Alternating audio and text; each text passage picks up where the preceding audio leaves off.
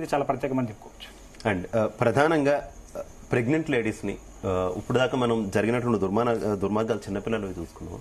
Pregnant లేడీస్ని మాత్రం బాగా panic చేస్తున్నటువంటి సిచ్యువేషన్. అసలు గర్భవతులతో ఉంటే వాళ్ళు చాలా ప్రశాంతంగా ఉండాలని డాక్టర్లు చెప్తూ ఉంటారు, కానీ వారికి ఆ ప్రశాంతతే దూరం చేస్తున్నారు. గబుక్కుని ఎవరైనా ప్రెగ్నెంట్ గా ఉంటే వాళ్ళ ఆ టైంలో ఈ గ్రహణాలు వస్తే వారికి గ్రహణం పట్టిస్తున్నటువంటి సిచ్యువేషన్. మెంటల్లీ ఇబ్బంది పెడుతున్నారు. మీరు పడుకోవద్దు, కూర్చోవద్దు, ఇలా చేస్తూ ఉండండి, అలా చేస్తూ ఉండండి, ఇప్పుడు తినొద్దు, ఆకలిసినా తినొద్దు, మందులు వేసుకోవాల్సిన టైం ఉంటుంది, నేను విన్నాను. ఎంత మూఢనమ్మకాలంటే అంత అపోహలు సృష్టించి ప్రజల్ని భయభ్రాంతులు చేసి డబ్బులు చేసుకోవడం తప్ప దీని వెనకాల ఎలాంటి సైంటిఫిక్ రీజన్ లేదండి. Nowhere actually there is no rays from the గ్రహణం అనుకోండి. అబ్సల్యూట్ గా ఏర్పడుతుంది కదా అని అంటున్నారు. దానికి సార్ ఆల్రెడీ ఎక్స్ప్లెనేషన్ ఇచ్చారు, చాలా చక్కగా ఇచ్చారు గ్రహణం వరకు సంబంధించి. సో అబ్సల్యూట్లీ ప్రెగ్నెంట్ లేడీస్ లలో దెర్ ఇస్ నో ఎఫెక్ట్ అండి. జస్ట్ మూఢనమ్మకం. వీ హావ్ సీన్, మేము గత ఎన్నో సంవత్సరాలుగా మేమిద్దరం ఈ టైంలో వాటర్ తాగాము, బిర్యానీ తిన్నాము, అన్ని ఛానల్స్ వాటర్ తాగినా కూడా బాగుంటుంది. అవుతూ ఉన్నాం.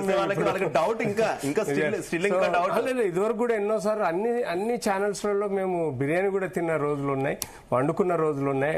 ఇలాంటి అపోలేదండి. అలాంటి pregnant ladies absolutely they can enjoy the vision of moon. Unnecessarily అపోహలు పెట్టుకోకండి, బీ హ్యాపీ. అంటే నేను ఒక మాట చెప్పొచ్చాను. ఇప్పుడు అక్కడ ఏమంటున్నారు జ్యోతిష్యులు అంటే, మేము ఈ యొక్క అవగాహన ప్రజల్లో తీసుకొచ్చే ప్రయత్నం చేయకముందు మాత్రం ఇంకా చాలా టూ మచ్ ఉండేదండి. కనీసం ఎట్లాంటి రూమ్లో ఉండాలంటే చీకటి రూమ్లో ఉండాలి, ఒక వెలుగు కిరణం కూడా వచ్చి పడకూడదు ఉండదు. అండ్ ఇలా ఉంటే అలానే ఉండాలి, ఎన్ని గంటలైనా సరే కదలకుండా మెదలకుండా ఆ వ్యక్తి ఉండాలట. అయితే ఇక్కడ ఏం జరుగుతుందంటే అండి, సరే మీరు ఏదో జరుగుతుందని చెప్పేసి మీరు ఏదో రెమెడీస్ ఇస్తున్నారు.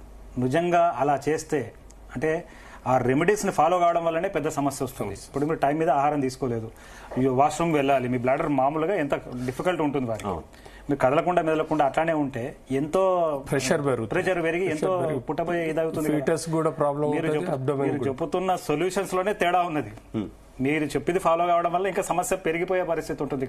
అది కాకుండా సైకలాజికల్ గా ఒక పెద్ద ఎగ్జాక్ట్లీ నేను అదే అంటున్నా, సైకలాజికల్ గా చాలా స్ట్రెస్ తీసుకుంటున్నారు. ఎట్లాంటి భయం కలిగిస్తున్నారు మీరు, ఏదో జరుగుతుందట, ఏమో జరిగిపోతుందట అనేది వారు చెప్పే ప్రయత్నం చేస్తున్నారు. కాబట్టి అయితే ఇప్పుడు ఒక ప్రెగ్నెంట్ లేడీ ఒక మాట ఎట్లుంటుందంటే, ఇప్పుడు ఒక జ్యోతిష్ ఇక్కడ కూర్చున్నారు, నేను చెప్తున్నాను, ఆయన చెప్పింది కరెక్టో ఈయన చెప్పింది కరెక్టో, నేను ఉంటే పోలే అని పెద్దవాళ్ళు చెప్పిన పరిస్థితి. సో దయచేసి నేను ఒకటే చెప్తున్నానండి, నిజంగా గ్రహణాల ప్రభావం పుట్టబోయే పిల్లల మీద ఏ రకంగా ఉన్నా కూడా ఈ పాటికే మన భారత ప్రభుత్వంలో ఉన్న ministry of women health welfare కానీ లేదంటే WHO వారు హెచ్చరికలు చేసేవారు.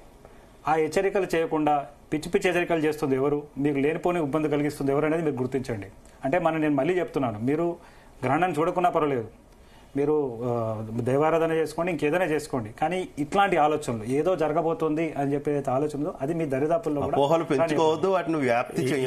ఈవెన్ ప్రెగ్నెంట్ లేడీ సపోజ్ ఆ సమయాలలో యూరిన్ ఆపుకొని ఉంటే ఈ ఫీటస్ వలన బ్లాడర్ బాగా కంప్రెస్ అవుతుందండి, ఫ్రీక్వెన్సీ ఆఫ్ యూరిన్ పెరుగుతుంది.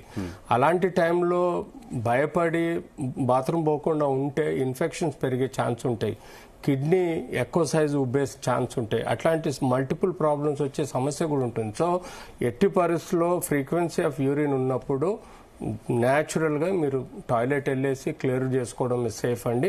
అనవసరంగా ఈ గ్రహణం అనే ఒక దాన్ని చెప్పే మాటలు నమ్మి మీరు ఒక 3-4 గంటలు మూత్రం పోకుండా ఆపుకోవటం వల్ల మీకు కిడ్నీ సమస్యలు కూడా డెవలప్ అయ్యే ప్రమాదం ఉంటుంది. అలాంటి చెయ్యకండి.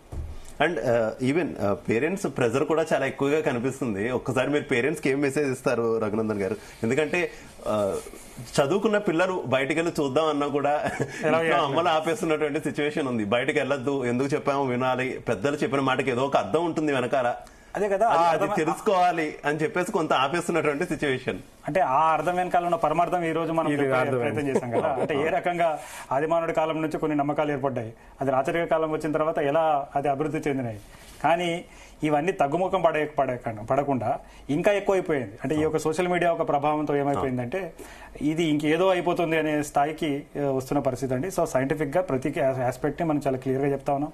చూడండి, దీంట్లో ఉన్నటువంటి సైన్స్ ని చెప్పేటటువంటి రీల్ ఒకటో రెండో వస్తే గ్రహణం చూడదు వద్దు, గ్రహణం ముందు ఏం చేయాలి, గ్రహణం తర్వాత ఏం చేయాలి, గ్రహణం వస్తున్న టైంలో ఏం చేయాలి, వస్తున్నటువంటి రీల్స్ లేదంటే షార్ట్స్ మాత్రం ఒక 100లో ఉంటుంది. అసలు మీకు తెలియదు, ఈ రోజు హాస్పిటల్లో ఏ డెలివరీస్ చేయొద్దు, పోస్ట్పోన్ చేయాలనే ఒక అపోహను కూడా సృష్టించిన వాళ్ళు ఉన్నారు.